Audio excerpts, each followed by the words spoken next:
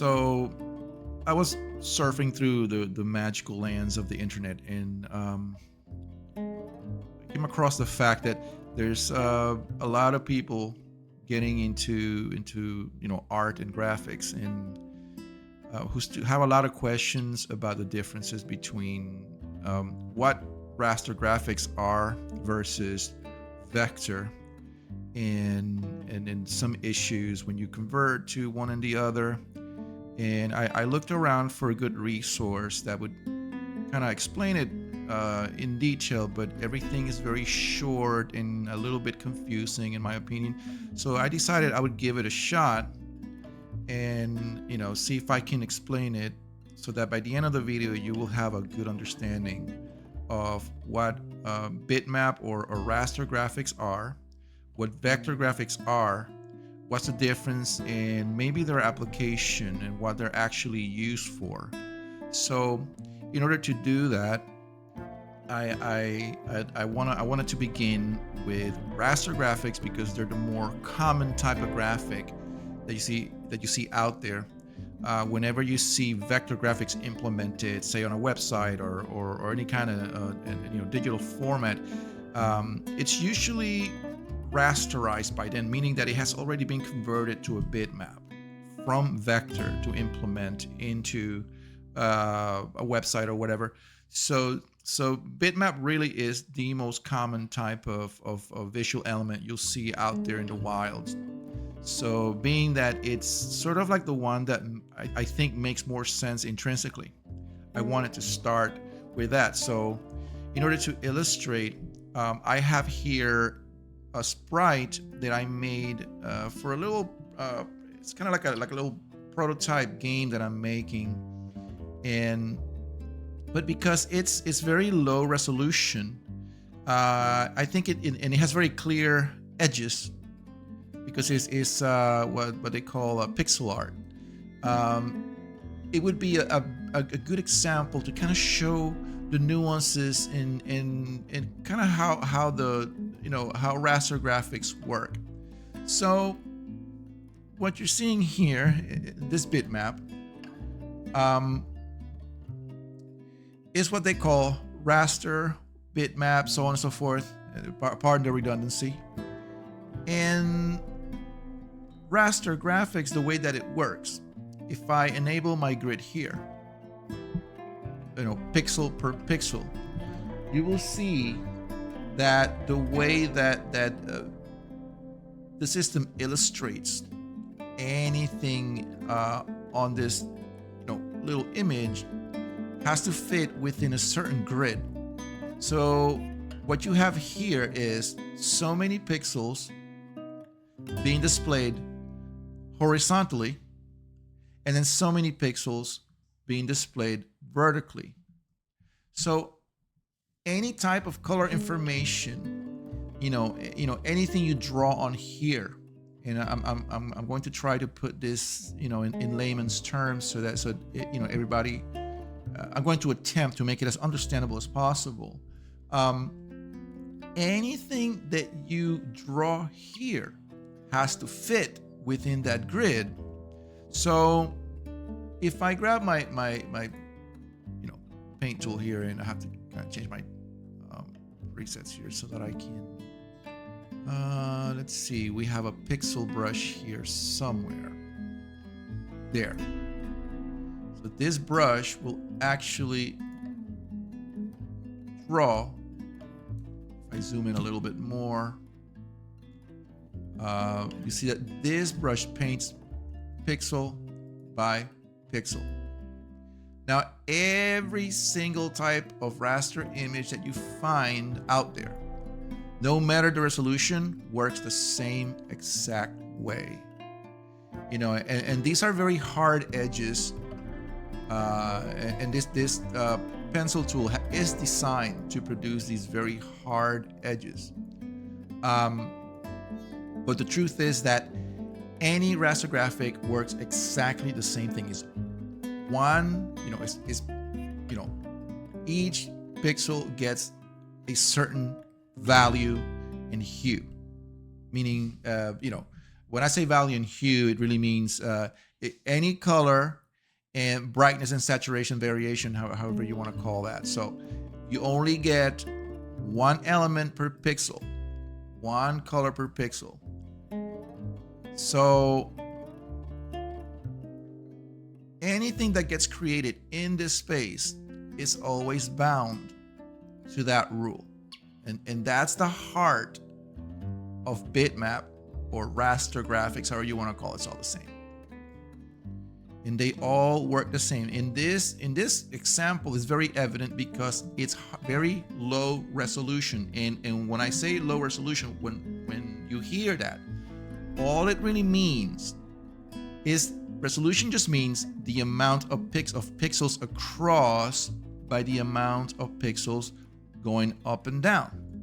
That's your resolution. So this file is about 52 pixels wide, but about 52 pixels wide by, I think it's 60 pixels tall. So that's very, very low res as compared, for example, with a 4K image, which would be roughly 4,000 up and 4,000 across. So when you hear 4K, 2K, 1K, whatever, it really, that's what they're talking about.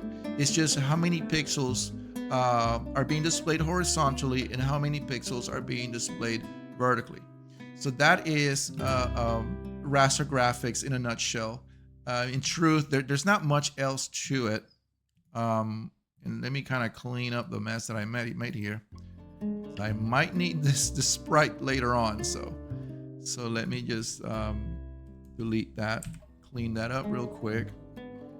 And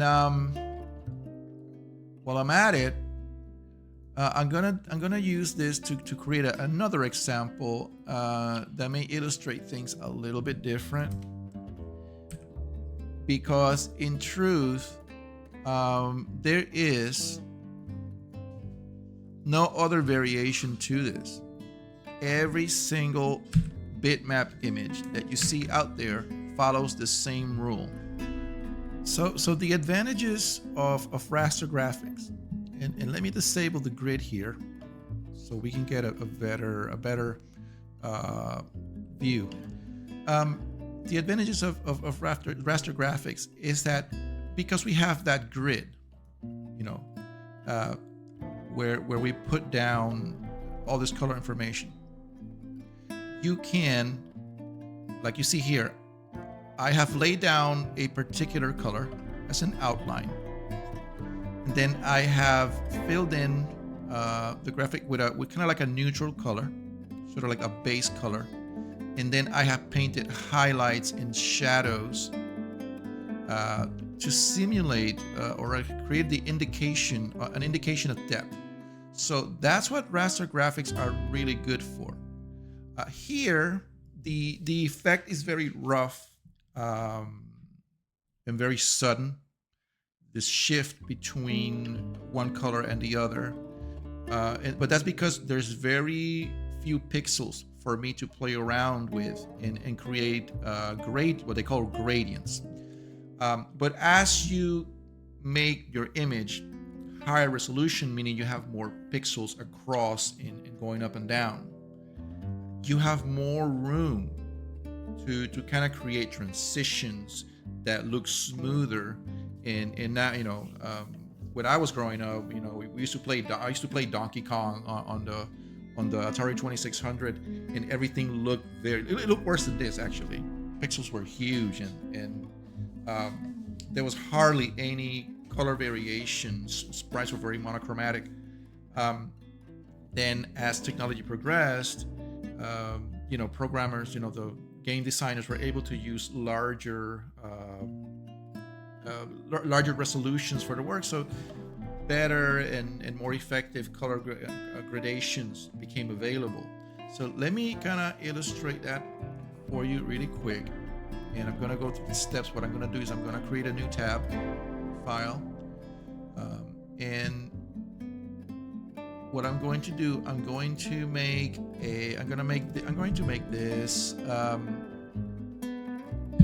480 by 480. This is going to be 480 pixels across, 480 pixels up and down. So we will have a substantially larger amount of pixels. So we're going to create that. And again, now I can enable the grid, and you can see that if we change the value to be 1:1, you will see that now the grid looks a lot finer, and it's much harder to count the pixels going across and going from top to bottom. So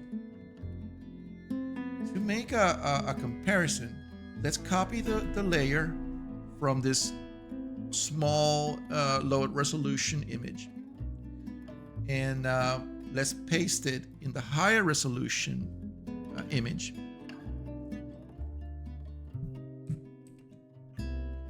And now you'll see how it gets nested at the top left of the screen.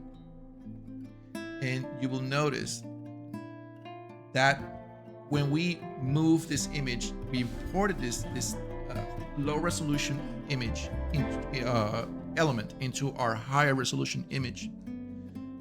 The pixel count for the element itself remains the same.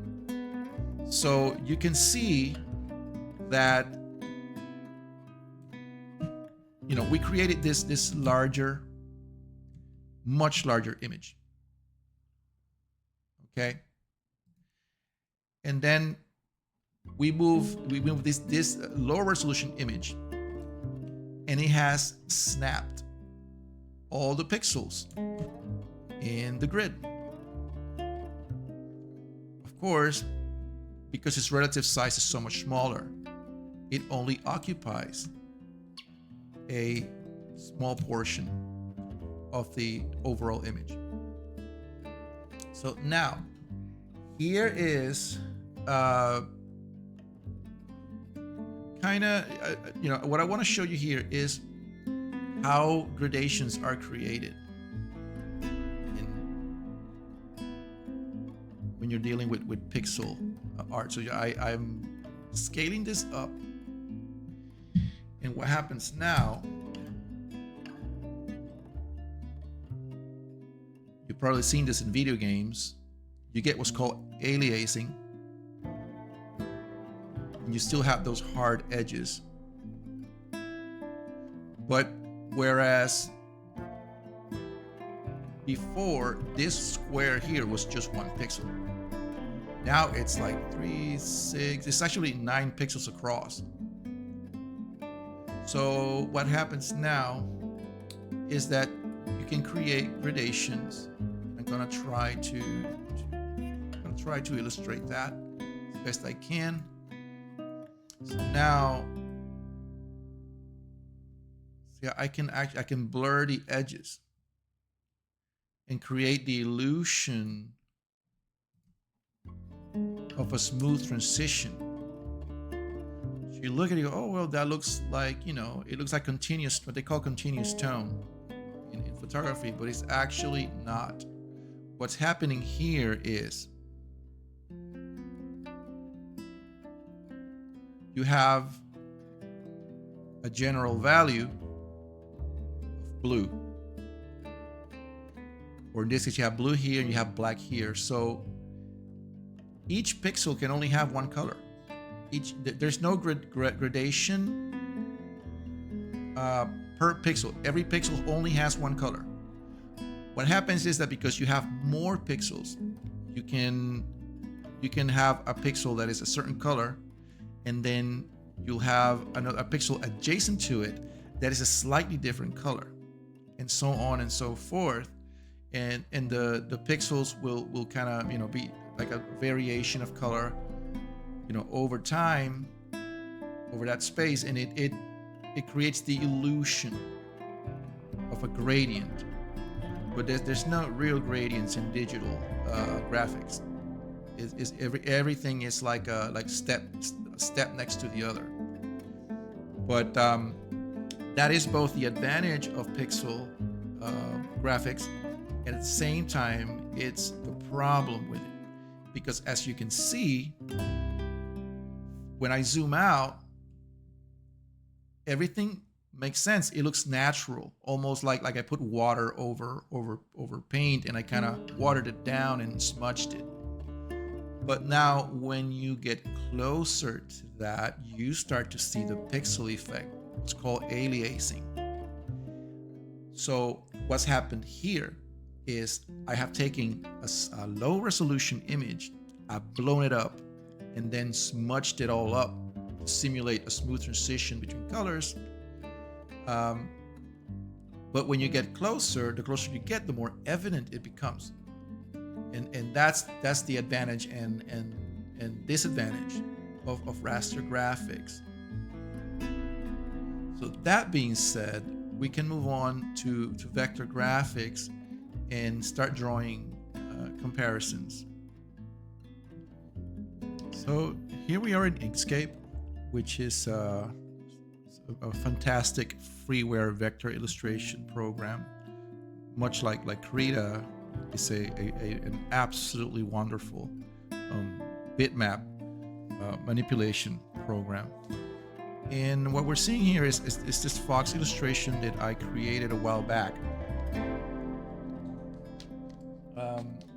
And I want to use this to make the comparison here. So the first and most evident part of vector illustration is that, as you can see, when you zoom into the image, there is absolutely no aliasing, no matter what the angle is. The image simply doesn't show those little tiny steps and stuff that you will see in bitmap illustration. Why that happens is a little bit harder to kind of get your head around, but I'm going to try to illustrate it in a way, kind of show it so that anybody can understand it. So when we look at bitmap illustrations, we can go back to our example here on Krita, is that anything created, again, is dependent on this grid system where everything has to be kind of, if I draw a horizontal line here, or I attempt to draw one, it always have to create these little steps. Now, in vector illustration, the advantage is that what you create has no dependency on that grid whatsoever. In vector illustration, essentially, the program uses vector math to determine the direction of a vector. Let me illustrate it because it's easier done than said. So we can take our by the way, vector illustration a lot of the time is made from primitives or paths, and that's what I'm going to do now. So I'm going to use a rectangle tool, and when I create this rectangle, I'm not filling in pixels. What's happening here is I'm telling the program, okay, I'm using the square tool, so I want you to draw a vector in this direction. It's two vectors going horizontally, two vectors going vertically. Let me do a little bit of just kind of show you what I'm talking about. So there. Wow, that's a heck of a stroke. So let me just tone that down a little bit. So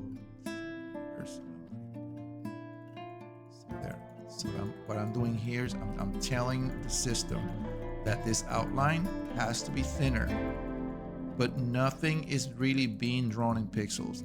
These are all instructions. So, all right. So what the program was instructed to do here is draw a vector going, two vectors going horizontally and two vectors going vertically. That creates a rectangle. So if we have, you know what, let me make this actually square. Make a perfect square. Be a little bit easier, just bear with me. Okay. So it's saying create a square, make the outline red, and make the interior gray. And you know, you can just kind of change that around but there's no pixels here. It's using a mathematical formula that tells the system how is it going to create that illustration. So now, for example, if I grab my pen tool and I draw from this edge, I commit that. What I'm telling the system now is draw a vector, which is what this is. Draw a vector at 45 degrees from point A to point B. And that vector, that line, has no actual resolution. If you zoom in, there are no pixels there. There's no steps. Because it's just a mathematical formula. This thing, draw a line, period. So that's what vector illustration is. But if that was all we could do in vector illustration, we wouldn't be able to do, you know, anything too interesting. So another thing that vector illustration allows you to do is, you know, you can take that vector, that trajectory, and you can affect it by adding, for example, an arc to it. And you can create hard angles, combinations of hard angles versus curves, so on and so forth, and you can stylize your you can stylize your work and make more complex shapes. And that's really the cool side of things, if you will. But here is kind of the disadvantage of vector, of working in vector. You'll notice that in the fox here, I have several color variations to simulate depth and shadows. But contrary to bitmap, where you can draw in all these color variations by kind of coloring pixels, in vector you have to create every element by itself. So when I create this variation, this darker color in the fox's leg, I have to create an entirely separate object to represent it, because you can't paint in pixels, as there's no pixels in vector. So every object is always limited to having a stroke, which is the boundary of the vector object, and the fill. So in this case, the most sensible way for me to create that variation was just to, you know, trace an object into this outline representing this darker color, and then I repeat that here, and I create I use a darker a darker value to indicate that this is under shadow. But everything has to be its own little object, and you can see here, this still has the stroke around it, whereas this doesn't. The other side doesn't have it. The other object just has the, you can just only see the fill, which is as simple as just enabling it, adding a stroke. Right? It's all the same. So that's kind of the limitation of vector, um, because you're bound to that stroke and fill kind of paradigm. So it doesn't matter how you affect the shape, which you can in many different dynamic ways. You can create some really cool stuff in vector. You're always bound to that limitation. Now you can have different programs have different ways of for example, uh, Affinity Design allows you to paint in bitmap within the vector object. So you can have a vector object and then have like a more detailed, you can actually paint in shadows and textures and things like that on the fly. You can also, most programs allow you to load a bitmap into the boundary, but different programs do it differently. They have different methods for doing it, but don't think that you're absolutely limited by this. You can also create gradients. It's a very common technique, and pretty much every vector program you see out there will have different kinds of gradients that vary from linear to radial, so on and so forth. But that is sort of the limitation, which is also the advantage. That's the reason why vector is used very commonly when creating logos and iconography and marks and things of that nature, because it's very easy to create these very clean outlines and then reproduce them at varying sizes without compromising quality. So aside from all that, someone had asked about some issues with artifacts and sort of like the quirks of the formats, and specifically she was talking about what happened. This person was talking about what happens when you load in a bitmap image into layout software, such as where, like, if you're importing it into Inkscape, Illustrator, or even something like Adobe InDesign, which is specifically used for layout.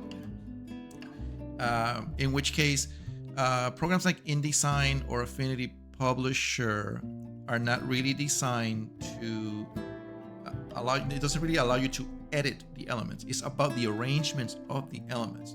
So if you have certain pre-existing issues with them, correcting them can become a real problem. So this is something kind of like what was happening. You may load a bitmap image into a vector program, as I have here. It's the same ship that I had in Krita earlier on. And if we go back to Krita real quick, you will see that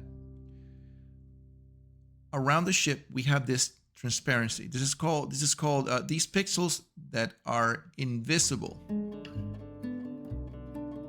and they show the background, whatever's underneath this layer.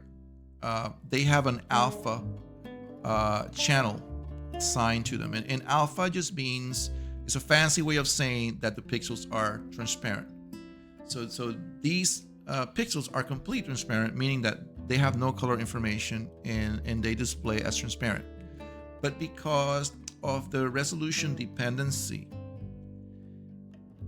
the image still accounts for the pixels that are empty.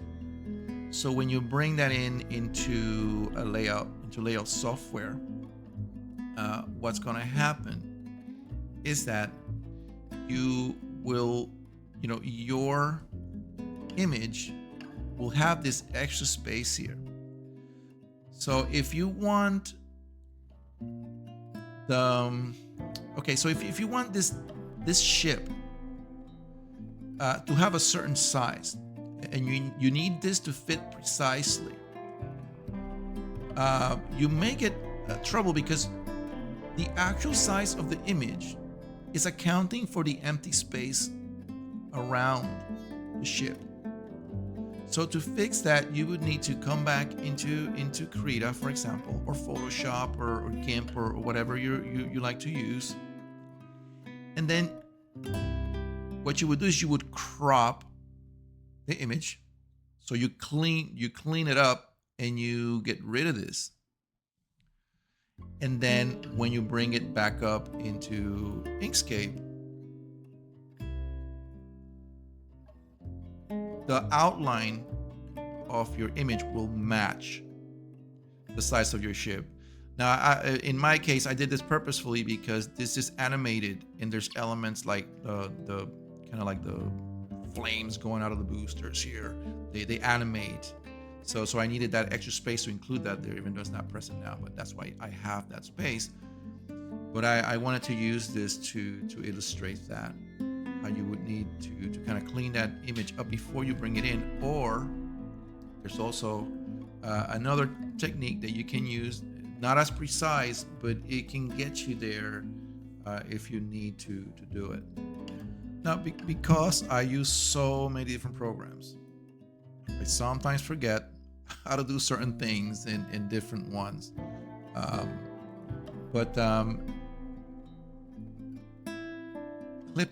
clipping mask really means you use one object and let me just kind of change that value there. That's too, I think that's a bit too thick, that stroke. So, and I'm also gonna remove the fill. Okay. So a clipping mask is when you use one object to occlude another. So I'm going to use this rectangle here to limit the visibility of this. So according to the Inkscape wiki, or I can't remember where I pulled it from.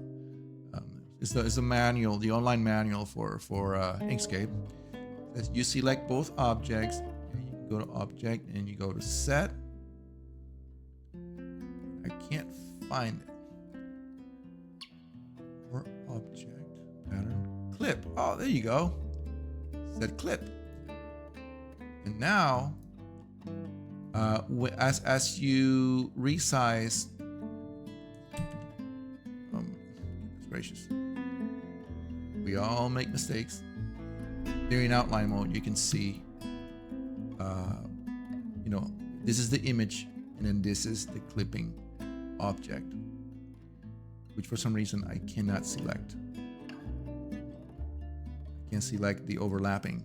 There's a lot that I don't understand about Inkscape. I don't know everything, but you can see how one object occludes the other. So you can use a clipping mask. You can line it up, and best you can. Which is why cropping the image externally is much cleaner, because when you bring the file in, Inkscape can apply like this anti-aliasing effect, and it makes everything blurry, so you won't get as clean a cut when you're cropping. So you can get it about as close as possible. And when you apply the clip, boom. Now the square that we created occludes the bitmap, and now the dimension will match the opacity in the image file. So then you can take that clipping mask, remove the stroke, and no one will ever be the wiser. And that's a second way to kind of fix that, and kind of work around that, although may not be as effective as you think. I'm not very familiar with Inkscape clipping mask, because usually I just use it to create very specific shapes. So there you have it, a bit of a bumpy journey into understanding raster and vector graphics and what their quirks, advantages, and disadvantages are. And I really hope that this bit of a long and boring explanation can help you in your endeavor to become a better artist. So with that, I say goodbye, and again, thank you very much for if you're still here, you're a trooper, and I thank you very much. It means the world to me. Bye.